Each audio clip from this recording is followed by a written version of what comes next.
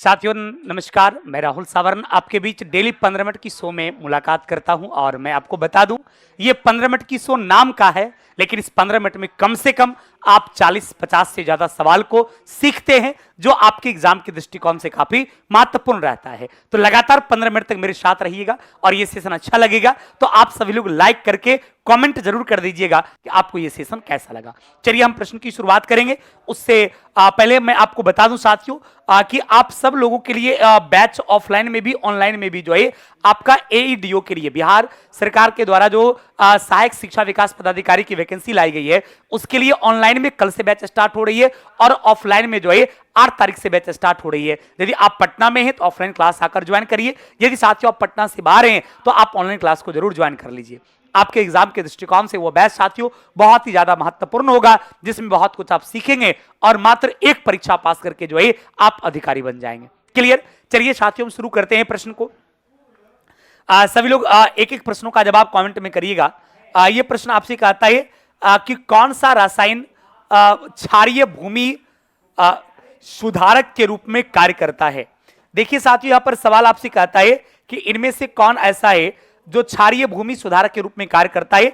आपके ऑप्शन में calcium carbonate, calcium hydra oxide, calcium oxide और आपका जिप्सम है। साथियों मैं बता दूं कि रासायन जो कि क्षारीय भूमि सुधारक है अर्थात भूमि में क्या करती है, सुधार लाती है, यानी भूमि को उपजाऊ बनाती है, भूमि को उपजाऊ बनाती है, भूमि में सुधार लाती है। इसके अंतर्गत साथियों जो है ये आपका कैल्शियम सल्फेट आता है अर्थात जिसके जलीय रूप को जो है आप जिप्सम के नाम से जानते हैं। ये जिप्सम क्या करता है, ये आपके मतलब भूमि में जिप्सम को डालने से, जिप्सम को मिलाने से आपकी खेतों की पैदावार कई गुना ज्यादा साथियों बढ़ जाती है। इस बात को ध्यान रखिएगा। अतः CaSO4 × 2H2O जो है ये आपको जिप्सम का फॉर्मूला है। किसका फॉर्मूला है साथियों? CaSO4 × 2H2O जो है ये जिप्सम का फॉर्मूला है और इसी को खेतों में डालने से आपके खेत की पैदावार जो है साथियों कई गुना ज्यादा बढ़ जाती है। इस बात को बिल्कुल दिमाग में रखिएगा। चलिए तो साथियों आपका प्रश्न कह रहा था कि कौन सा रासायन जो है क्षारीय भूमि सुधारक के रूप में कार्य करता है, तो आपका आंसर CaSO4 × 2H2O होता है अर्थात आपका आंसर साथियों यहां से जो है जिप्सम हो जाएगा। सभी लोग एक बार आंसर कमेंट कर दीजिएगा।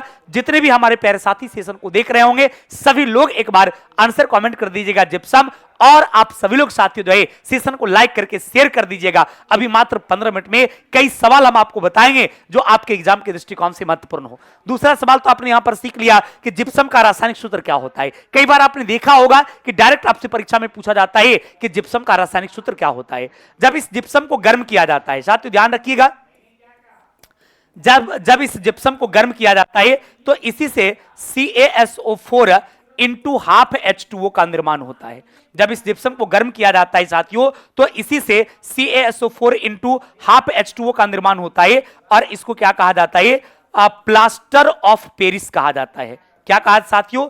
इसे प्लास्टर ऑफ पेरिस कहा जाता है। तो कई बार एग्जाम में सवाल पूछा गया है कि प्लास्टर ऑफ पेरिस का यूज क्या है, तो हड्डी को जोड़ने में इसका यूज करते हैं, मूर्ति बनाने में इसका यूज करते हैं, या फिर साथियों जो है किसी भी ये रुखरे सतह को सॉफ्ट करने में आप इसका यूज करते हैं। इस प्रकार कई उपयोगिता इसका है और ये प्लास्टर ऑफ पेरिस बनता है किससे है, तो जिप्सम को गर्म करने से बनता है। दोनों का फॉर्मूला में थोड़ा डिफरेंस याद रखिएगा, जिप्सम में 2H2O है और प्लास्टर ऑफ पेरिस में जो है ½ H2O है। इस बात को याद रखिएगा, कई बार एग्जाम में डायरेक्ट आपसे जो है इसका फॉर्मूला पूछा है। चलिए तो आंसर आपका विकल्प डी हो जाएगा।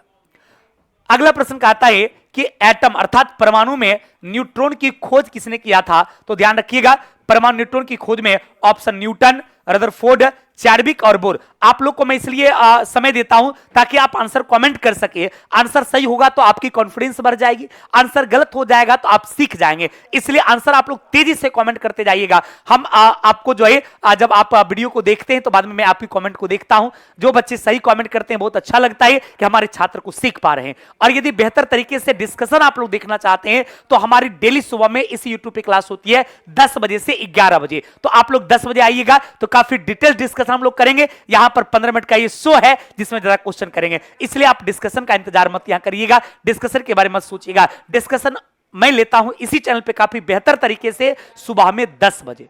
क्लियर साथियों?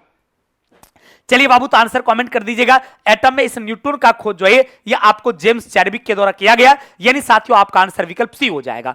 यदि मैं न्यूटन के बारे में बात करूं तो न्यूटन जो है इसको भौतिकी का पिता माना जाता है।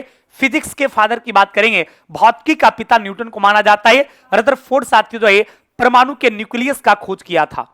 परमाणु के नाभिक के बारे में बात करेगा कि परमाणु के न्यूक्लियस का खोज किसने किया, परमाणु के नाभिक का खोज किसने किया, तो आपका आंसर साथियों यहां से रदरफोर्ड हो जाएगा। और निल्स बोर के बोहर जो है ये निल्स बोर के द्वारा जो है आपको निल्स बोर के द्वारा जो है बोर योजना दिया गया था। निल्स बोर की योजना दिया गया था जिसके तहत साथियों जो है आपको 2n² फॉर्मूला भी दिया गया। चलिए तो बाबू आपका आंसर जो है यहां पर विकल्प सी हो जाएगा, यानी आपका आंसर जेम्स चैडविक हो जाएगा। विकल्प C is right answer of this question. Clear साथियों। अगला है, यदि 100 ग्राम चीनी को आधा लीटर पानी में मिलाकर एक असंतृप्त चीनी का घोल तैयार किया जाए तो बताइए कौन सी भौतिक राशि नहीं बदलेगा, यानी किसमें बदलाव नहीं होगा। सपोज करिए मेरे दोस्ता कि एक बर्तन जो है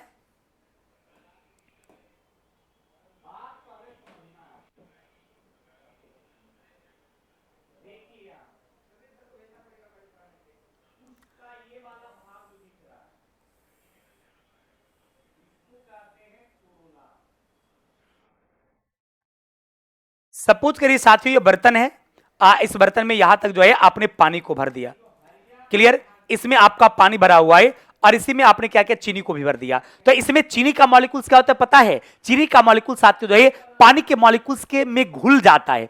पानी के मॉलिक्यूल्स के अंदर चूंकि गैप होती है, आपको पता लिक्विड जो होता है इसमें मॉलिक्यूल्स के बीच में रिक्त स्थान होता है, तो जब इसमें आप चीनी डालिएगा तो इसके मॉलिक्यूल्स के बीच में वो इंटर कर जाता है। अतः चीनी के मिलाने से जो है उसके आयतन पर कोई फर्क नहीं पड़ता है, अर्थात कौन नहीं बदलता है, तो आपका आंसर क्या हो जाएगा, आयतन। जबकि उसका द्रव्यमान बदल जाएगा। मान लीजिए पहले से आप आधा लीटर पानी रखे थे, फिर 100 ग्राम चीनी डाल दीजिएगा तो उसका मास तो आपका 600 ग्राम हो जाएगा। तो ये आपका द्रव्यमान बदल जाएगा, सांद्रता बदल जाएगा, उबलांक का उसका बॉइलिंग पॉइंट बदल जाएगा, लेकिन उसके आयतन पर कोई फर्क नहीं पड़ता है। अर्थात भौतिक राशन में आयतन जो है नहीं बदलती है, याद रखिएगा। क्योंकि चीनी का मॉलिक्यूल्स होगा, ये नमक का मॉलिक्यूल्स होगा, वो जल के मॉलिक्यूल्स के साथ इंटर कर जाएगा। क्लियर। अगला प्रश्न, एक सूखी सेल में कौन सी ऊर्जा पाई जाती है। एक ड्राई सेल में कौन सा ऊर्जा होता है, ऑप्शन देखिए, यांत्रिक ऊर्जा, विद्युत ऊर्जा, रासायनिक ऊर्जा और उष्मीय ऊर्जा। साथ ही ध्यान रखिएगा, एक ड्राई सेल जो है उसमें आपका केमिकल एनर्जी रहता है, रासायनिक ऊर्जा रहता है, और ये ड्राई सेल क्या करता है, रासायनिक ऊर्जा को जो है विद्युत ऊर्जा में कन्वर्ट करता है। वो ड्राई सेल क्या करता है, रासायनिक ऊर्जा को जो है विद्युत ऊर्जा में बदलता है। और ये ड्राई सेल दो प्रकार का होता है, एक प्राइमरी ड्राई सेल और एक सेकेंडरी। तो जो प्राथमिक होता है वो डायरेक्ट रासायनिक ऊर्जा को विद्युत ऊर्जा में बदल देता है, और जो सेकेंडरी होता है वो पहले विद्युत ऊर्जा को रासायनिक ऊर्जा में बदलता है और पुनः रासायनिक ऊर्जा को जो है विद्युत ऊर्जा में बदलने का काम करता है। चलिए बाबू आपका आंसर यहां से विकल्प सी हो जाएगा। सभी लोग आंसर बाबू कमेंट कर दीजिएगा, आपका आंसर विकल्प सी हो जाएगा।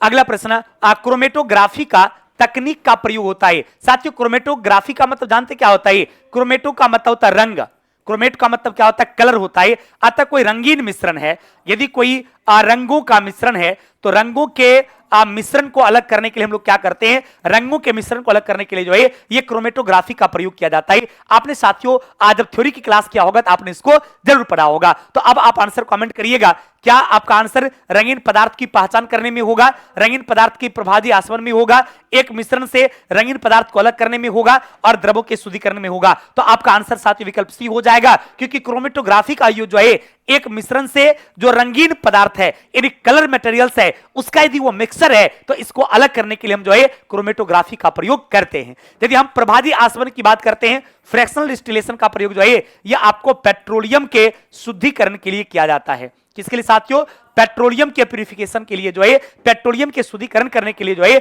इसका प्रयोग करते हैं। रंगीन पदार्थ की पहचान करने में बिल्कुल नहीं किया जाता है, और द्रवों की शुद्धता जांच करने में बिल्कुल नहीं किया जाता है। चलिए तो आंसर आपका विकल्प सी हो जाएगा। सभी लोग फटाफट आंसर कमेंट करते रहिएगा। अगला प्रश्न है कि मिश्र धातु में किस पदार्थ के संयोग से इस्पात अचुंबकीय हो जाता है। ध्यान रखिएगा, इस्पात के निर्माण में आपका लोहा तो रहता है, इसके अलावा इसमें निकेल भी मिलाया जाता है, इसमें क्रोमियम मिलाया जाता है, कार्बन मिलाया जाता है। इन सब पदार्थ को मिलाकर साथियों जो है स्टील को तैयार किया जाता है, इस्पात को तैयार किया जाता है। लेकिन अचुंबकीय बनाने के लिए जो है इसमें निकेल का प्रयोग किया जाता है। तो आपसे सवाल पूछा था किसका प्रयोग किया जाएगा, तो आपका आंसर यहां से क्या हो जाएगा, निकेल हो जाएगा। यानी आंसर साथियों आपका विकल्प बी हो जाएगा। सभी लोग बाबू आंसर कमेंट कर दीजिएगा यदि आपको याद हो गया होगा तो, कि अचुंबकीय बनाने के लिए इस्पात में जो है निकेल मिलाया जाता है। उसके बाद क्रोमियम की बात करेगा, यह साथियों जंगरोधी के लिए, जंगरोधी बनाने के लिए जो है क्रोमियम का प्रयोग किया जाता है। जंगरोधी बनाने के लिए, जंगरोधी बनाने के लिए क्रोमियम का प्रयोग किया जाता है। और कठोर बनाने के लिए कार्बन का प्रयोग किया जाता है। कठोर बनाने के लिए किसका प्रयोग किया जाता है साथियों, ध्यान रखिएगा।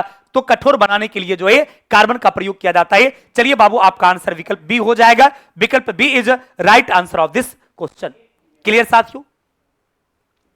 अगला है कि प्रतिदीप्ति नली में सर्वाधिक सामान्यतः प्रयोग होने वाला वस्तु कौन सा है। यह प्रतिदीप्ति नली जो है इसमें समान रूप से पारा के वाष्प और आर्गन का प्रयोग किया जाता है। चलिए साथियों आपका आंसर हो जाएगा पारा का वाष्प और आर्गन, यानी विकल्प A is right answer of this question. इसके अलावा साथियों जो है सोडियम वाष्प का भी प्रयोग किया जाता है। यदि ऑप्शन में नहीं होता तो आपका आंसर सोडियम वाष्प वाला भी हो जाता, लेकिन चूंकि आपके ऑप्शन में था पारा का वाष्प और आर्गन, तो आपको सर्वाधिक आंसर विकल्प ए हो जाएगा।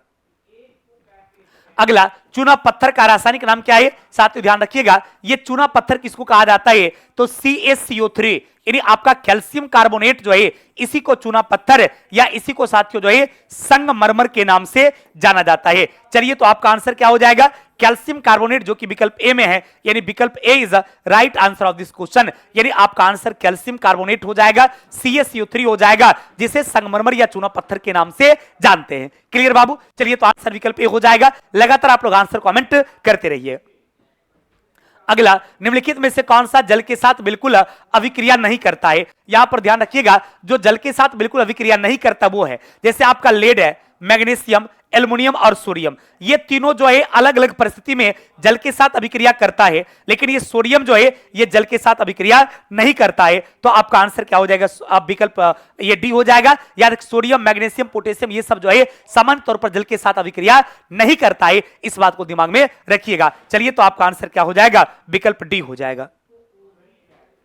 अगला, किस धातु से बनाई मिश्र धातु को हवाई जहाज तथा रेल के डिब्बे में पुर्जों के काम को किया जाता है। साथियों रेल के डिब्बे बनाने के लिए या फिर अन्य पार्ट पुर्जे बनाने के लिए जो है एल्यूमिनियम का प्रयोग किया जाता है। चूंकि एल्यूमिनियम काफी हल्का होता है और एल्यूमिनियम के साथ अन्य पदार्थ के मटेरियल्स को मिलाकर जो उसको हल्का रखता है, मतलब ये पार्ट पुर्जे को बनाने में ये काम करता है। चलिए साथियों आपका आंसर क्या हो जाएगा, आपका आंसर यहां से एल्यूमिनियम हो जाएगा।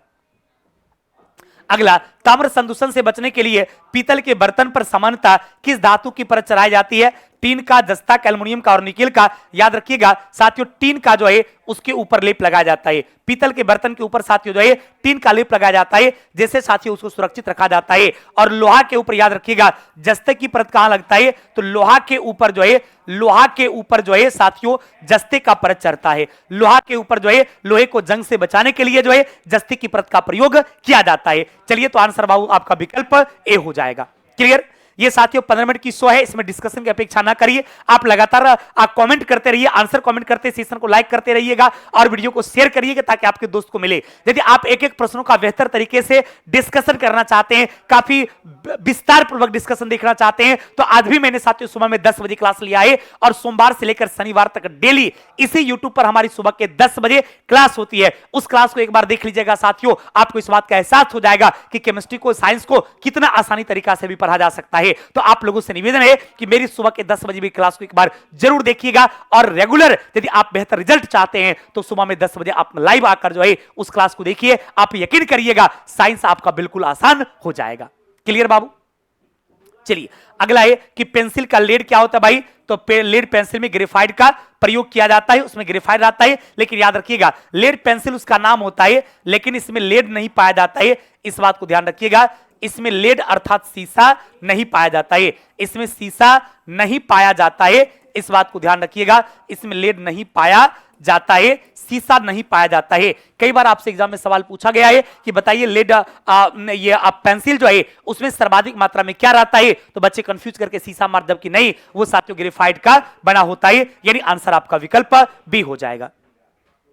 अगला है निम्नलिखित अधातुओं में कौन सा एक विद्युत का मंद चालक है, नहीं है, विद्युत का मंद चालक नहीं है, तो ध्यान रखिएगा सल्फर, ब्रोमीन, सेलेनियम और आयोडीन। ये सेलेनियम साथियों जो है ये आपको अर्धचालक है, ये मंद चालक नहीं है, ध्यान रखिएगा, आपका आंसर विकल्प सी हो जाएगा। बाकी ये सब तो आपको पता है, अधातु जो है विद्युत का कुचालक होता है, उससे धारा प्रवाहित नहीं होती है, लेकिन सेलेनियम आपका आंसर हो जाएगा। चलिए, तो आपका आंसर विकल्प सी हो जाएगा, यह अर्धचालक सेमीकंडक्टर में आता है।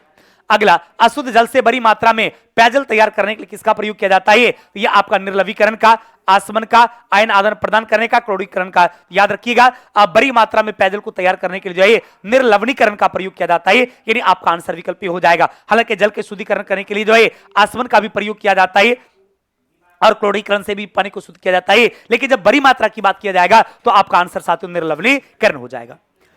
अगला सल्फर हेक्सा फ्लोराइड अणु का आकार कैसा होता है, ये साथियों अष्टफलकीय होता है। कैसा होता है साथियों, ये अष्टफलकीय होता है। चलिए, आज हम सिर्फ आपका रुकते हैं, फिर कल मुलाकात होगी 15 मिनट की शो में। बहुत बहुत धन्यवाद।